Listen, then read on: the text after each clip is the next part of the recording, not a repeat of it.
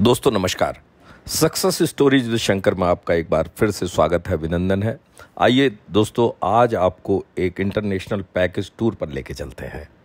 हमारे इस Europe package tour का पहला और सबसे खूबसूरत डेस्टिनेशन है पेरिस, यानी कि सिटी ऑफ एफिल टावर।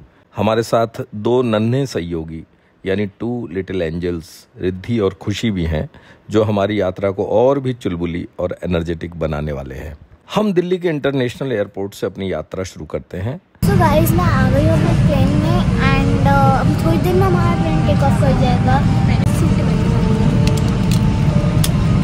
दोस्तों लगभग 8.5 घंटे की नॉन स्टॉप फ्लाइट के बाद हम पेरिस एयरपोर्ट पर पहुंचते हैं और वहां पर पहुंचकर कम से कम 45 मिनट हमको इमिग्रेशन की लाइन में लगना पड़ा। उसके बाद इमिग्रेशन क्लियर होके हमको वो टैक्सी मिली जो हमारे पैकेज टूर वालों ने हमको। मैं पेरिस में पहुंच चुकी हूँ एंड अब मैं टैक्सी में बैठ के होटल में जा रही हूँ। दोस्तों ये है हमारा होटल मिलेनियम पेरिस में, जहाँ पर कि हम लोग रात में आके रुके थे और अभी 8 बजने वाले हैं और हम लोग अभी निकलने वाले हैं। हमारे लिए गाड़ी लगी है, मुझे नहीं पता कि कौन सी गाड़ी है इसमें हमारी है।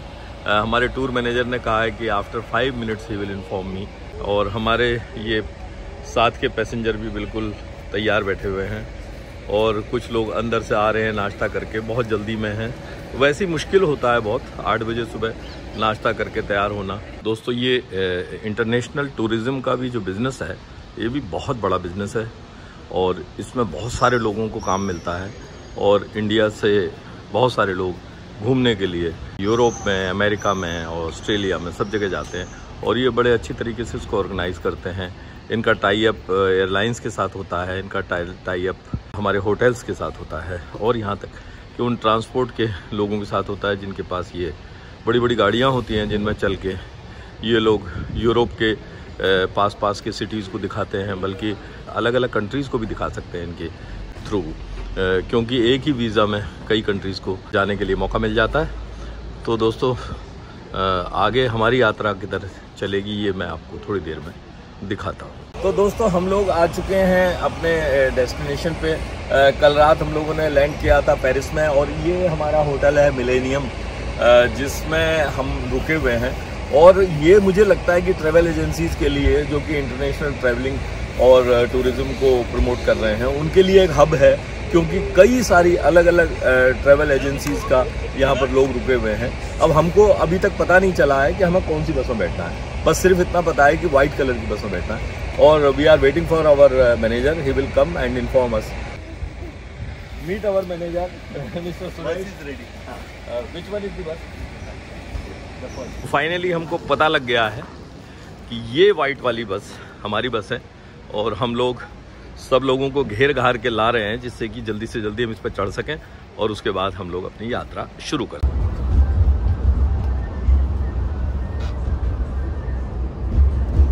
दोस्तों ये सुरेश जी हैं, जो कि हमारे टूर मैनेजर हैं और ये पूरे समय हमारी सेवा में थे और हम लोगों का टूर ऑर्गेनाइज करने में इन्होंने बहुत मेहनत की है।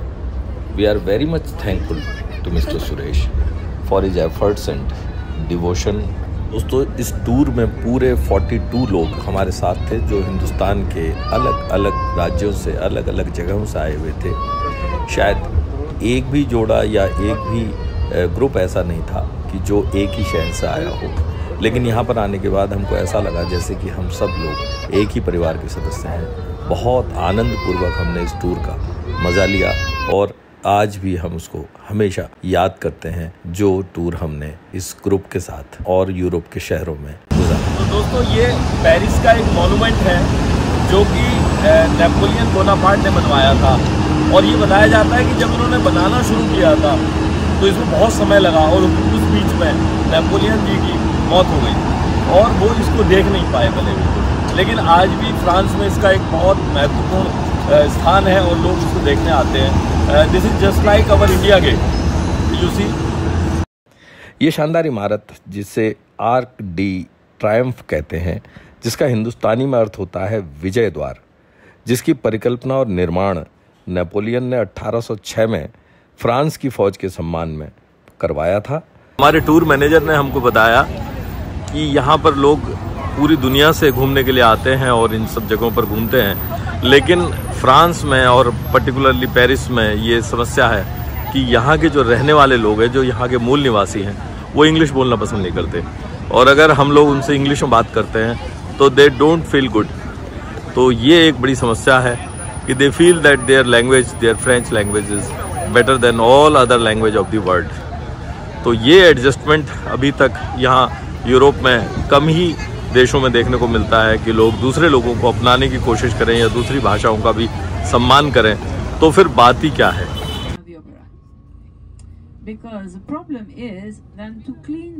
दोस्तों, यूरोप टूरिज्म में एक रूल है, एक नियम है कि जिस भी शहर में हम लोग जाते हैं तो गाइड करने के लिए वहीं का बंदा एक आता है जो हमको ज्वाइन करता है और वहाँ की जो मॉन्यूमेंट्स हैं या जहाँ जहाँ हम घूमने जाते हैं उसके बारे में वो हमको बताता है। ये एक तरह से अच्छी बात भी है, लेकिन एक इसमें गड़बड़ भी है कि वो वहाँ की जो एक्सेंट है या वहाँ की जो लैंग्वेज है वो लगभग उसी के प्रभाव में रहता है और उसी तरह से बात करता है। एक तो वैसे भी वो इंग्लिश कम जानते हैं और फिर उसके बाद वो जब भाषा बोलते हैं तो वो बहुत कम समझ में आती है।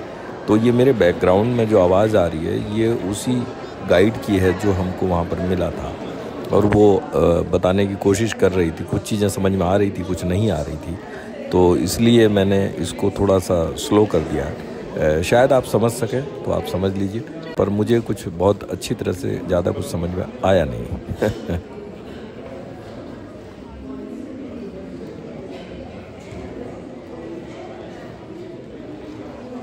तो हम जब भी किसी भी शहर के या किसी भी देश के किसी भी शहर के किसी पुराने स्थान पर जाते हैं तो वहाँ पर हमको पता लगता है कि यहाँ पर 16वीं शताब्दी में या फिर 17वीं शताब्दी में किसी भी राजा ने महल बनवाया था। उसी तरह से ही पेरिस में हमने देखा एक बड़ा खूबसूरत महल बना हुआ है जिसमें बहुत अच्छी पेंटिंग्स हैं जो आज भी उसी ज़माने से चमक रही हैं और बहुत सुंदर लग रही हैं। अब इसमें कितनी सच्ची बातें हैं और कितनी झूठी बातें हैं और कितनी मनगढ़ंत बातें हैं ये तो नहीं कह सकते, पर मुझे ये लगता बहुत बोरिंग है।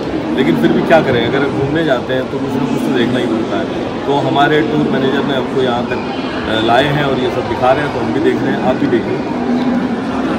दोस्तों, ये है पैलेस ऑफ वर्सेल्स, पेरिस का एक शानदार किला जो कि 17वीं शताब्दी में किंग लुइस ने बनवाया था। उस समय के शानदार फ्रेंच आर्किटेक्चर का एक विशेष नमूना है और बहुत ही सुंदर है, देखने योग्य है। और आज ये एक हिस्टोरिकल मॉन्यूमेंट बन गया है जिसकी वजह से तमाम देश दुनिया से लोग आते हैं और पैसा खर्च करके इसको देखते हैं। दोस्तों, इसके अंदर खड़े होकर ऐसी फील आ रही है कि उस ज़माने में जब यहाँ पर राजा अपनी रानी के साथ रहता होगा तो उसका क्या रुतबा होगा यार। और मैंने उनका बेडरूम देखा, उसके ऊपर एक छतरी सी लगी हुई थी बढ़िया और क्या बड़े बड़े पर्दे डले हुए थे। और मुझे बताया गया है कि उसके अंदर जो कालीन पड़ा है वो करीब 300 साल पुराना है, लेकिन वो अभी भी उतना ही खूबसूरत लग रहा था, थोड़ा सा कलर फेड हो गए थे। तो दोस्तों, आपने ये महल देखा जो कि ये पेरिस में है, यानी 300-400 साल पहले बना था और बहुत सारे राजाओं ने इसमें कंट्रीब्यूट किया था। और लेकिन उनका जो अंदर रहन सहन और उनके घर और उनके कमरे और उनके बेडरूम देख के लगता है कि उन्होंने मौज तो बहुत ली है। अब ये पता नहीं कि यहाँ के लिए कुछ किया या नहीं किया, but they have enjoyed their life.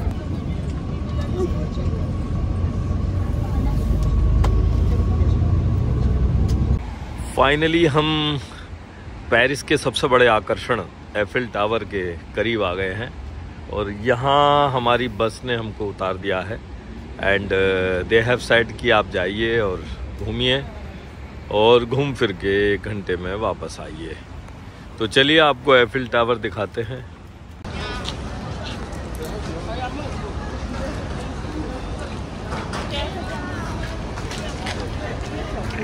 तो दोस्तों, ये है वर्ल्ड फेम एफिल टावर जो कि पेरिस में है।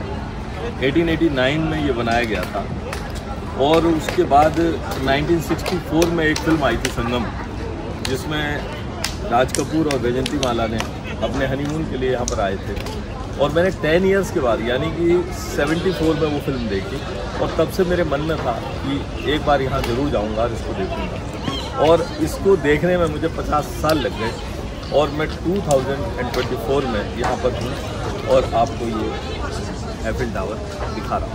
दोस्तों, आप ये ज़रूर जानना चाहेंगे कि ये टूर पैकेज में खर्चा कितना आता है और एक्चुअल कंडीशन क्या होती है इसके अंदर। तो दोस्तों मैं बताता हूँ आपको। ये टूर पैकेज हमने नोएडा से ईज़ माई ट्रिप कंपनी से बुक किया था, जिस पैकेज में France, Switzerland, Germany and Austria 4 country included थे। हालांकि 4 की जगह 5 हो गए थे चलते फिरते। तो इसमें 8 नाइट और 9 डेज़ का स्टे था।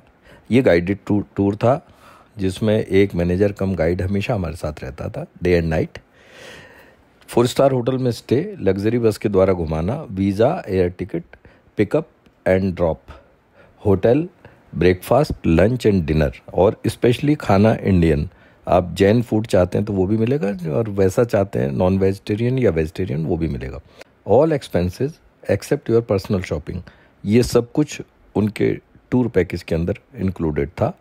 और ये 8 नाइट्स एंड 9 डेज़ का खर्चा एक एडल्ट के लिए 2.75 लाख, यानी कि 2,75,000 से 3 के बीच में। वो डिपेंड करता है कि कौन सी फ़्लाइट आपने ली है। तो कुछ फ़्लाइट्स महंगी होती हैं, कुछ सस्ती होती हैं, थोड़ा उसका फ़र्क पड़ जाता है। और एक बच्चे के लिए, किड के लिए जो 12 साल से छोटा है, उसके लिए 2 लाख रुपए पर किड।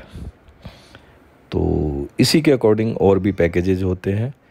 ये लगभग ऑल ओवर इंडिया में एक ही रेट होते हैं, बहुत ज़्यादा फ़र्क नहीं होता है। अलग अलग कंपनीज़ में थोड़ा बहुत फ़र्क मिलेगा। Dear friends, this is the beautiful Seine river of Paris. This flows through the heart of Paris. Its length is 777 km and we can enjoy boating on motorboat on this river. दोस्तों, इन्हीं शब्दों के साथ हमारी आज की यात्रा यहीं पर हम समाप्त करते हैं। अगले वीडियो में हम आपको यूरोप के किसी दूसरे खूबसूरत शहर को दिखाने जा रहे हैं। हमारा इंतज़ार कीजिए। धन्यवाद, नमस्कार, जय हिंद।